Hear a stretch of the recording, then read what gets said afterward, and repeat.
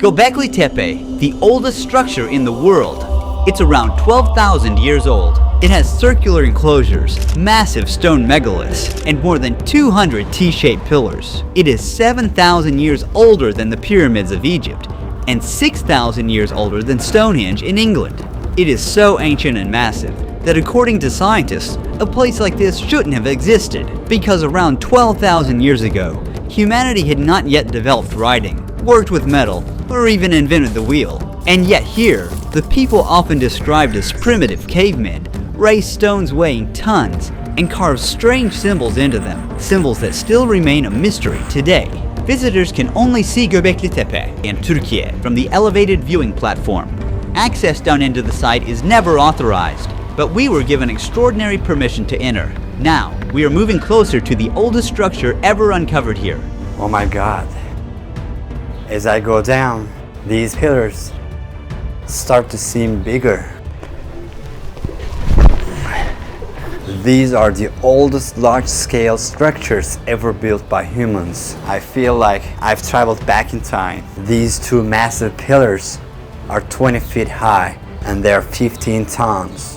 They didn't have wheels, they didn't have domesticated animals. So how did they bring these pillars here without breaking them? And how did they lift them up and put them in place like this? These are limestone, calcium carbonate. Some were transported about 1,600 feet. They cut the stone along natural cracks in the bedrock and extracted the blocks. They may have used ropes to pull the stones over logs, or they may have rotated them across the ground step by step. With enough people, these stones could be moved. You can see the arms. They're bent at the elbows with the fingers on the front. Around the waist there's a belt. From the front of the belt, what appears to be a fox skin hangs down over the body. These T-shaped twin pillars are actually abstract representations of the human body. The horizontal part of the top represents the head, while the vertical shaft represents the body. Along the surrounding wall, stone seats face directly toward them. It seems this space was designed for people to gather around these pillars. Imagine being here almost 12,000 years ago, and imagine our ancestors sitting on these sites, maybe talking something about their hunt or their loss. At the top, wooden beams stretched outward onto two central pillars to the shorter stones embedded in the wall. The entire structure was then covered with organic materials, forming a conical roof. The sides of the structures were closed, which means people probably entered these mysterious spaces from above, climbing down through an opening in the roof. Every standing stone here is covered with carved depictions of animals. Is this a crab? Yes. Are these curved shapes snakes? Right here, you can see the bodies of the snakes, shown facing downward. The animals we encounter most frequently are foxes, wild boars, cranes, leopards, vultures, wild donkeys. This diversity reflects the animals that lived in this area. As you can see, there's a vulture holding a sphere-like object in its hand. Over here, there's a headless human figure shown with an erection. It is said that the spear here is the missing head of the human figure over there. Is that correct? During this period, when people died, their skulls and bones were often removed and placed in special locations, either in pits beneath houses or inside certain rooms.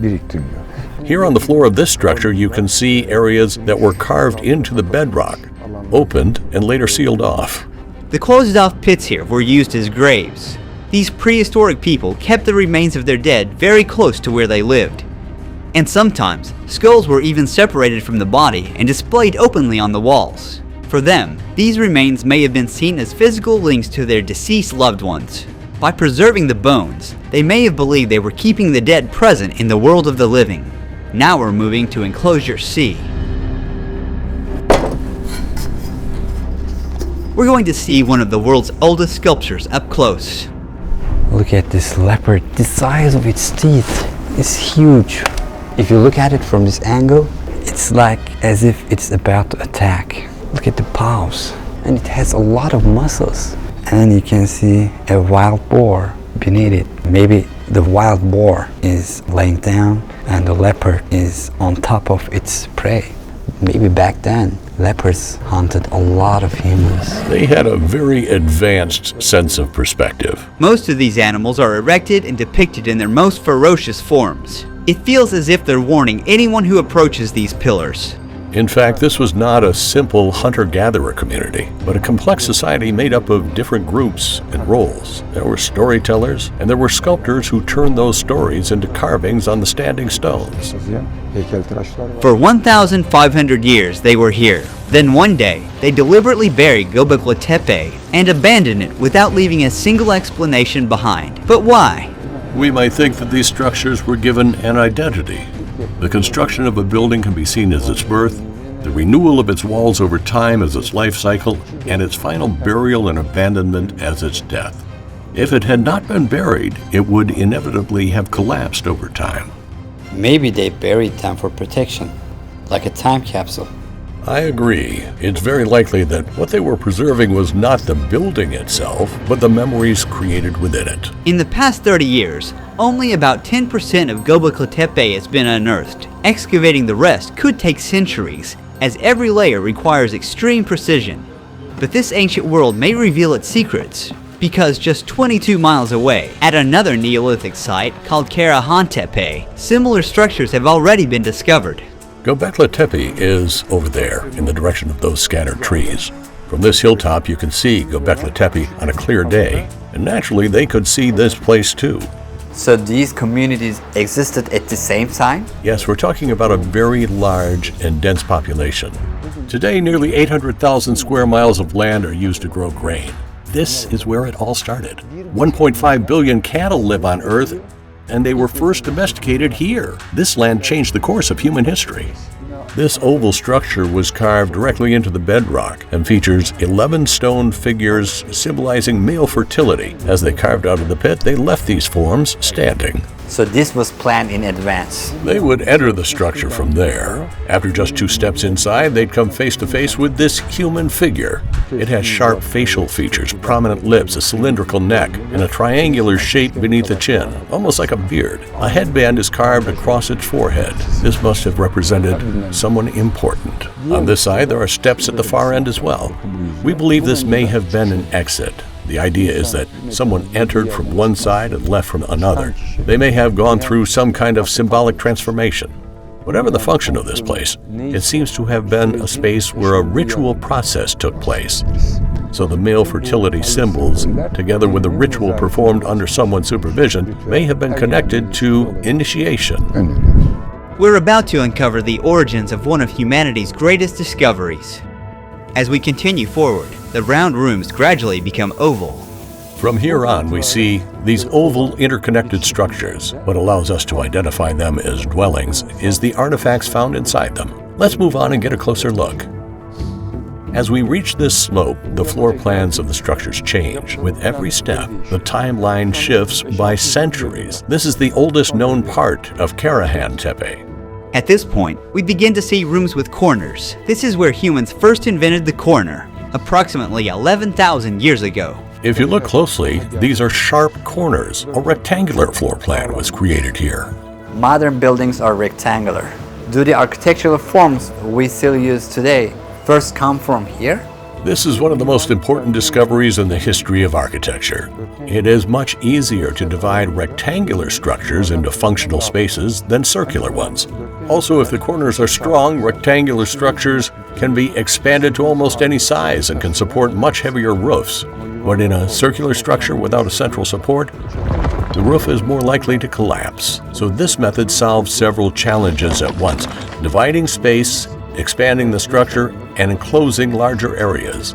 They build some of these structures on raised platforms to keep the building safe from floodwater and mud.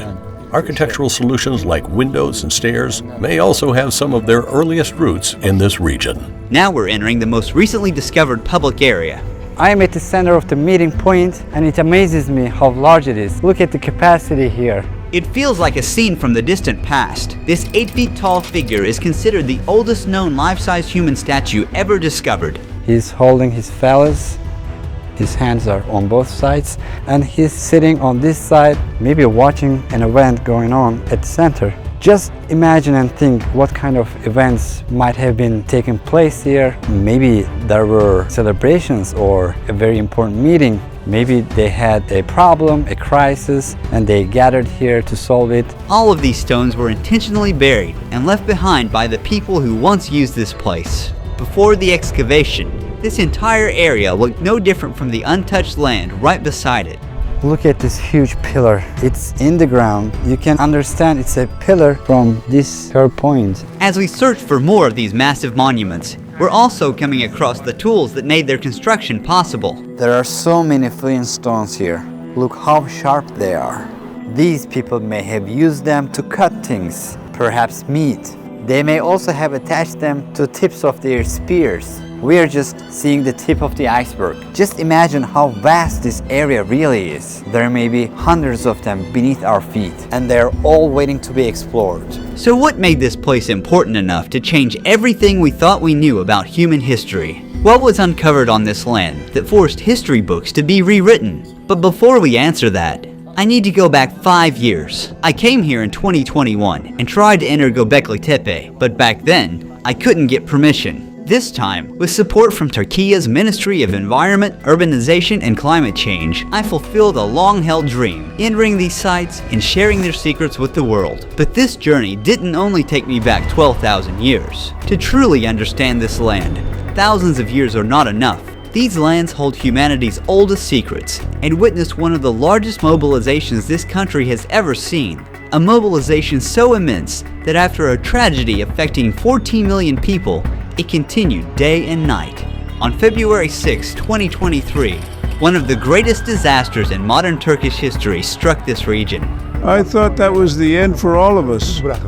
On the same day, two devastating earthquakes measuring 7.7 and 7.6 struck southeastern Turkiye, turning cities into ruins. How did you feel when you first saw your city after the disaster? Well, everything was gone. Our memories, our childhood, the plans we'd made for the next day, all of it had been destroyed.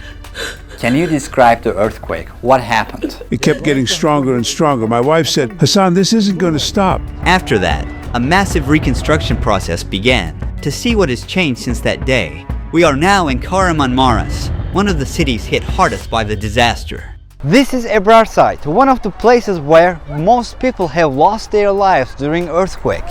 When the earthquake hit, 18 out of 22 blocks collapsed and more than 1,400 people died here. Today though, the same place looks very different. After the destruction, new earthquake-resistant homes were built and the apartments were given to the rightful owners. The reconstruction efforts were not limited to repairing damaged neighborhoods. In some places, entirely new residential areas were built from scratch. We are in Indere Valley in Adıyaman. There was once nothing here, but today, after impressive work completed in a short period of time, this place has been transformed into a large residential area where 16,000 new housing units have been built. Now I'm going to try to walk the entire town and let's see how much time it will take. Let's go. You can already see many buildings and people have started to live their lives here. Built on solid rocky ground, these structures were designed to be both sturdy and earthquake resistant. Spanning 1,200 acres, the project feels less like a neighborhood and more like an entirely new city. It has been almost 12 minutes. I don't know how long we're gonna walk. A newly built school here is getting ready to welcome its first students. The area also includes healthcare facilities, commercial spaces, and social amenities. Trying to walk in a straight line and finish it is impossible. It has been 48 minutes and I'm ending it now. The disaster of the century caused widespread destruction across Hatay, damaging more than 55,000 buildings. The most severe destruction was in Antakya. For centuries, this town has been a multicultural city, where voices from mosques, church bells, and Jewish prayers echoed side by side. Its historic heritage was severely damaged in the earthquake. Here stands the oldest known mosque in Anatolia. Its 1,400-year-old dome collapsed during the quake, but it was carefully restored and reopened its doors to visitors 3 years later. The same transformation is visible in the city center, where ruins have gradually given way to a new urban landscape. We are currently on Ataturk Avenue. After the February 6th earthquake, this entire area was devastated. You could say it has now risen from the ashes. We have nearly 1,000 apartments here. All the buildings you see were built from scratch. Now, we're visiting the home of a family who survived the earthquake and suffered heavy losses. How did you feel when you opened the door of your new home? We were incredibly happy. My wife and I both cried. The house is beautiful. We are truly grateful to everyone who built it. Across the earthquake zone, 455,000 homes and workplaces have been completed. This mobilization, which began after the destruction, brought cities back to life and offered millions of people a safe and hopeful new beginning. Now, back to the question I asked earlier. What was uncovered at Gobeklitepe that forced history books to be rewritten?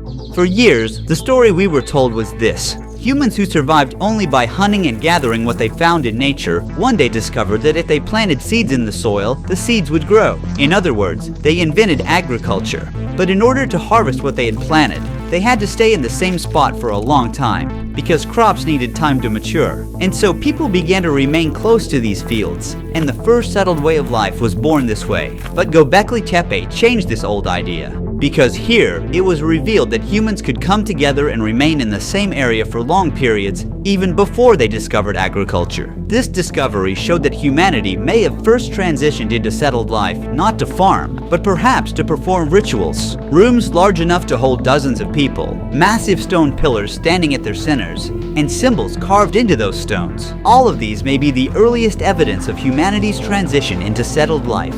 I became one of the very few documentary filmmakers permitted to enter the excavation areas of Gobeklitepe and Tepe. This was a dream of mine for a very long time. In our next documentary, we will raise the bar even higher. Don't forget to subscribe so you don't miss it. Ruhi Cenet was here.